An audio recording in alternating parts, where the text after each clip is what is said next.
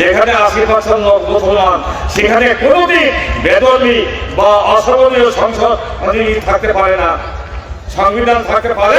বরগুনা 2 আসনে জামায়াতে ইসলামের এক নির্বাচনী জনসভায় আফজাল হোসেন নামের এক নেতার বিতর্কিত মন্তব্য ঘিরে চাঞ্চল্য সৃষ্টি হয়েছে। 22 জানুয়ারি বৃহস্পতিবার রাতে বামনার ডোয়াতলা স্কুল মাঠে আয়োজিত সভায় তিনি বলেন, 80% মুসলমানের এই দেশে কোনো বিধর্মী বা অশোভনীয় সংসদ প্রতিনিধি থাকতে পারে না। এ বিষয়ে প্রতিক্রিয়া জানাতে গিয়ে জামায়াতে ইসলামের একমাত্র হিন্দু প্রার্থী কৃষ্ণ নন্দী বলেন, এটা সে ভুল বলেছে। জনসভায় যদি কেউ বলে থাকে তবে তাকে শোকজ করা হবে। তবে তিনি এও জানান, যেহেতু কোনো প্রার্থী বলেননি তাই ব্যবস্থা নেওয়ার সুযোগ নেই।